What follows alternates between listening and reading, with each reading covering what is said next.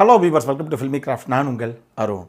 இந்த எபிசோடில் நம்ம ஒரு ஐபிஎல் மேட்ச் கூட உருப்படியாக பார்க்க விடாமல் நம்ம அஸ்வினுடைய சர்ஃபெக்சல் ஆடோடு சேர்த்து ஓம் காளி ஜெய் காளி நீங்கள் பார்த்தே தீரணும், அது வரைக்கும் மேட்சை கூட உருப்படியாக நாங்கள் பார்க்க விட மாட்டோம் அப்படின்னு ஜியோ ஹாட்ஸ்டாரில் கங்கணம் கட்டிக்கிட்டு ஒரு ட்ரெய்லர் ஒன்று போட்டுக்கிட்டு இருக்காங்களே, அந்த ஓம் காளி ஜெய் காளி எப்படி இருக்குது அப்படின்னு தான் இங்கே நம்ம பார்க்க போகிறோம்.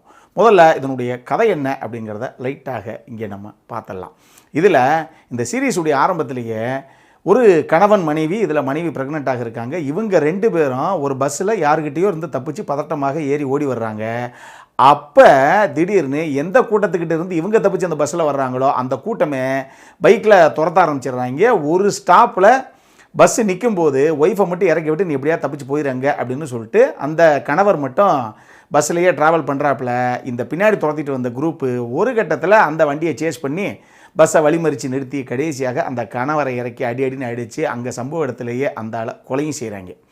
இப்போ இவனுடைய பொண்டாட்டி தப்பிச்சு ஓடுறாடா, அவளை உயிரோட விடக்கூடாது அப்படின்னு சொல்லி ஒரு புள்ளத்தாச்சி பிள்ளையை கூட உயிரோட விடக்கூடாதுங்கிற அளவுக்கு அவங்க இந்த பொண்ணை துரத்திட்டு போகிறாங்க. கிட்டத்தட்ட ஒரு மலை உச்சி மாதிரி ஒரு இடத்துக்கு போய் கடைசியாக அந்த பொண்ணு எந்த பக்கம் இருந்து குதிக்கிறது அப்படின்னு தெரியாத ஒரு தருணத்தில் நேர டப்புன்னு கட் பண்ணால் தசரா செலிப்ரேஷன் ஒன்று அங்கே ஆரம்பிக்க போகுது கூடிய விரைவில். அதுக்காக நம்ம விமல் இருக்காப்லையே, அவர் தான் கதையின் நாயகன் அப்படி கூட நீங்கள் வச்சுக்கலாம். அவர் காளி வேஷம் போட்டுக்கிட்டு ஒரு கிணத்துக்குள்ளே இறங்கிக்கிட்டு இருக்காப்புல.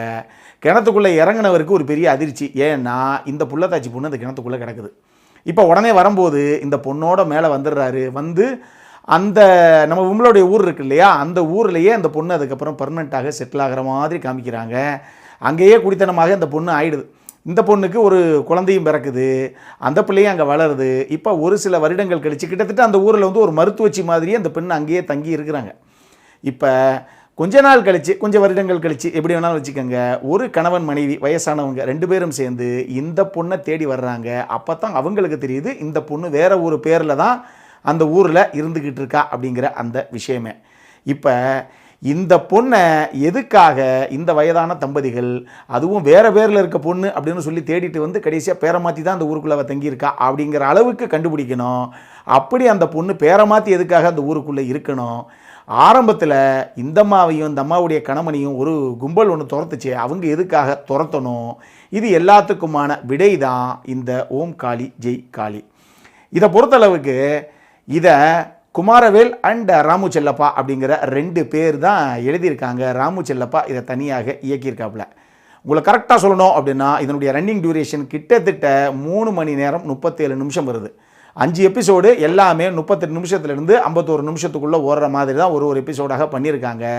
இந்த 5 எபிசோடில் முதல் 2 எபிசோடு இருக்கு இல்லையா, இதில் யாரெல்லாம் இந்த கதைக்குள்ளே வரக்கூடிய முக்கியமான கதாபாத்திரங்கள், அவங்களுக்குள்ளே இருக்கக்கூடிய ரிலேஷன்ஷிப் என்ன, அவங்களுக்குள்ள ஒரு கட்டத்தில் கிரியேட் ஆகிற கான்ஃப்ளிக்ட் என்ன, அதனுடைய கான்சிக்வன்சஸாக இவங்களுக்குள்ளே வந்த பிரச்சனை என்ன அப்படிங்கிறது எல்லாத்தையும் முடிஞ்ச அளவுக்கு சுவாரஸ்யமாக ரொம்ப நல்லாவே சொல்லியிருக்கு இந்த டீமு முதல் 2 எபிசோடில்.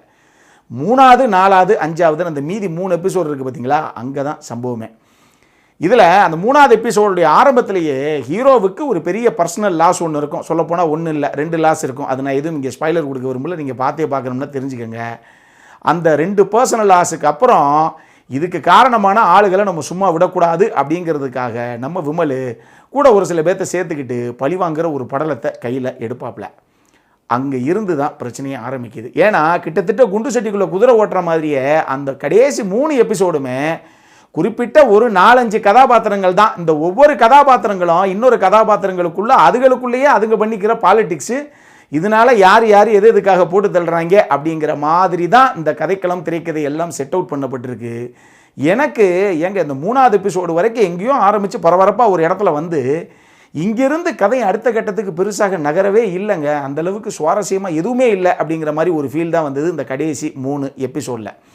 இதிலேயே கூட நல்லா தெரிஞ்சுக்கோங்க, இந்த 3வது எபிசோட்லேயே கதாநாயகனுக்கு 2 மிகப்பெரிய இழப்புகள் இருக்குது அப்படின்னு நம்ம சொல்கிறோம் இல்லையா. இதிலேயே கதாநாயகனுக்கும் கதாநாயகிக்கும் இடையிலான அந்த அன்பு பரிமாற்றமோ இல்லை பாசமோ காதலோ எதுவுமே மேம்போக்காக ஒரு 2-3 சீனில் அப்படி சொல்லியிருக்காங்களே தவிர 5 எபிசோடு ஓடக்கூடிய ஒரு சீரீஸில் இவங்க அந்த விஷயத்தை கூட பெருசாக அழுத்தமாக சொல்லவே இல்லை. இதனாலேயே அந்த பொண்ணுக்கு ஏதாவது ஒன்று அப்படின்னா நம்ம கதாநாயகன் துடிச்சு போயிடுவார் அப்படிங்கிறது கூட நமக்கு பெருசாக எந்த ஒரு எமோஷனல் கனெக்டையும் கொடுக்கவே இல்லை.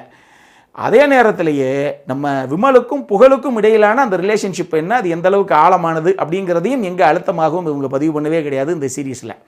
இதனாலேயே ஒரு சில விஷயங்கள் விமல் என்ன தான் அந்த 3வது எபிசோட ஸ்டார்டிங்கில் பயங்கரமாக பரண்டு உருண்டு அழுகிற மாதிரி அவர் பெர்ஃபார்மன்ஸில் ஓரளவுக்கு ஸ்கோர் பண்ணால் கூட அது பெர்ஃபார்மன்ஸ் அப்படிங்கிற அளவில் மட்டுமே நமக்கு தெரியுதே தவிர நமக்கு பெருசாக எந்த ஒரு எமோஷனல் இம்பேக்டையும் கிரியேட் பண்ணவே இல்லை. இதே மாதிரியே இந்த கதையில் ஒரு சூப்பரான மேட்ரு ஒன்று பண்ணியிருந்தாங்க. அதாவது ஒருத்தனை உதாரணத்துக்கு பார்த்தீங்கன்னா புதுப்பேட்டை படத்தில் செல்வராகவன் ஒரு சீன் ஒன்று வச்சிருப்பாப்புல. தனுஷுக்கு ஒரு கதாபாத்திரம் ஏப்பா சம்பவம் பண்ணுறதுனா சும்மா விளையாட்டு கிடையாது. ஒரு ஏரியாவில் ஒருத்தனை நீ போடுறதுக்கு வர்ற அப்படின்னா எவ்வளோ விஷயங்கள் நோட் பண்ணணும் தெரியுமா, ஒருத்தனை எப்படி வெட்டணும் தெரியுமா, ஏண்டா தான் வெட்டணும் தெரியுமா அப்படிங்கிற அளவுக்கு அந்த கதாபாத்திரம் நம்ம தனுஷுக்கு பாடம் எடுக்கும்.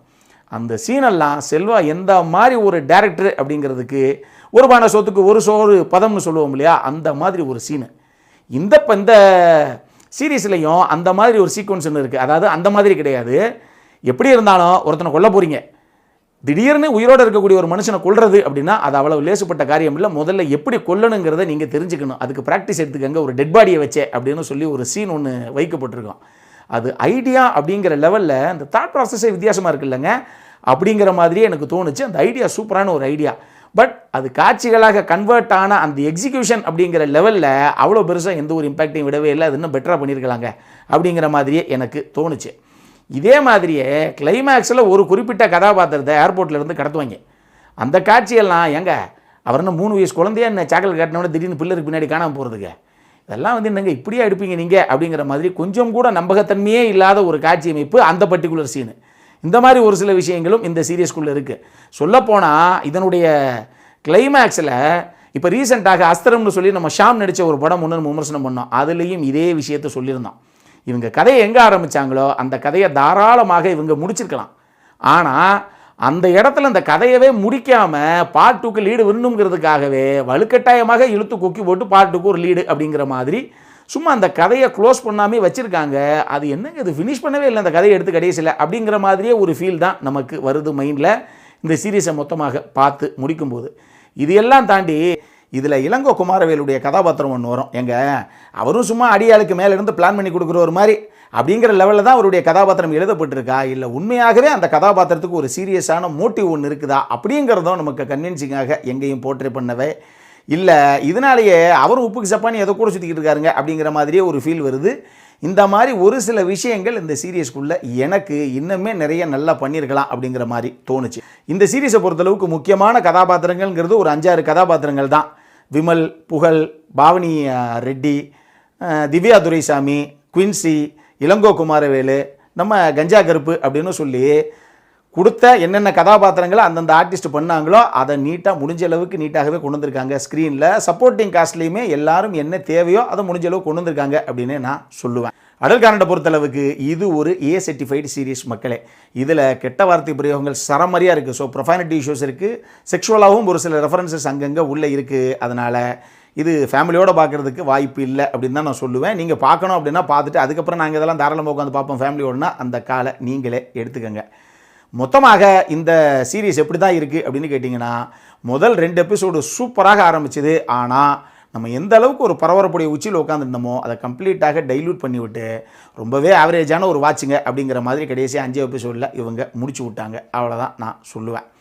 அப்புறம் நான் இதே மாதிரி இன்னொரு வீடியோவோட அடுத்த முறை உங்களை சந்திக்கிற வரைக்கும் இட்ஸ் அருண் சைனிங் ஆஃப்.